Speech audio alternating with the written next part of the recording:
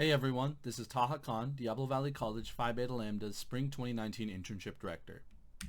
I have created a series of videos to serve as a guide for current and future PBL members to aid them in applying for jobs and internships. My goal is to ensure that students will have a place to get started, and the program will serve as supplementary aid for students that would like more help.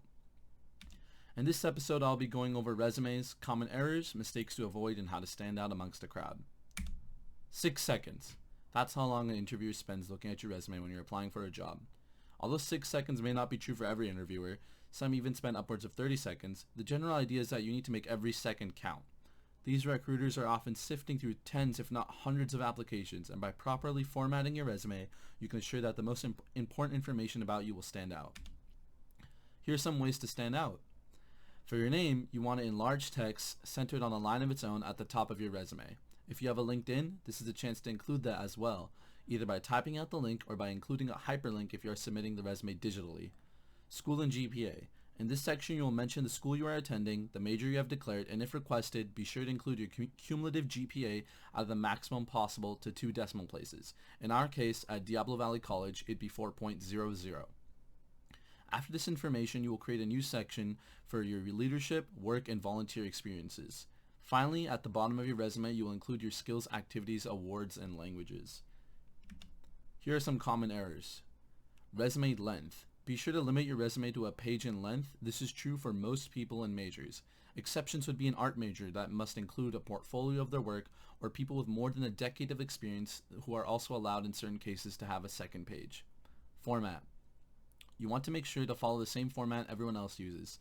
This way you can ensure that you do not stand out in a bad way, and that the person reading your resume will be able to find the information they are looking for in the limited time they spend looking at it.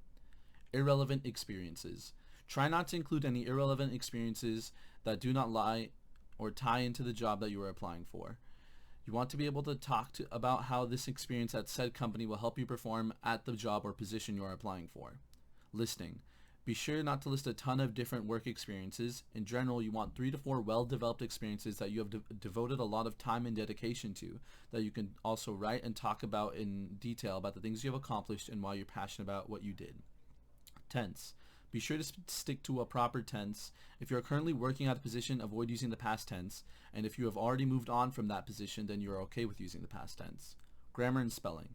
Make sure to run your resume by a colleague or a service such as Grammarly to double check any spelling or grammatical errors. Font and size. Everything except your name should be the same size, and the font should be easily readable and consistent throughout your resume. Use of color. In general, you want to avoid standing out in a bad way. It's better to play it safe and stick to black and white like everyone else. Using the wrong colors can make your resume distracting or difficult to read. Here I have some examples from resumes of UC Berkeley and UChicago students. If you're not able to see this clearly on the device you are watching this video on, feel free to ask me for the resume files and I will send them to you. This Berkeley student has clearly stated their objective, school, and major at the top, as well as their leadership and work experiences towards the middle, and finally their technical skills and interests at the bottom. Interests are a great way to spark a conversation with your interviewer. You never know what interests they might share with you, and it's a good way for interviewers to ask about you and find out what really drives you and motivates you. It's a good way for them to break the ice, and it's a good way for you to get comfortable in the interview process. This student has included their cumulative GPA to 2 decimal places, as well as the honors they have received from the school.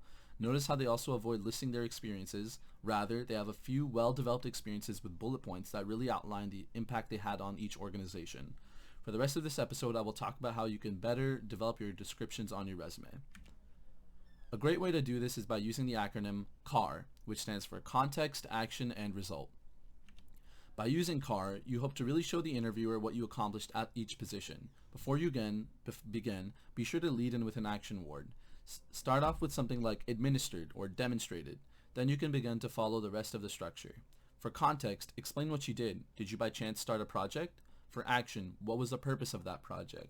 For result, what results did you achieve with that project? It's even better if you can quantify the results and show numbers increasing, such as I increased sales by 154%. Here's an even more in-depth form of the CAR structure from the Berkeley Transfer Center. Again, if you can't view this properly, feel free to ask me for the file. And here's a list of action words from UChicago. Feel free to ask me for this file as well. This concludes the second episode, or the resume portion of the series. In the next episode, I will go over interview skills as well as how to get an internship. Thanks for listening.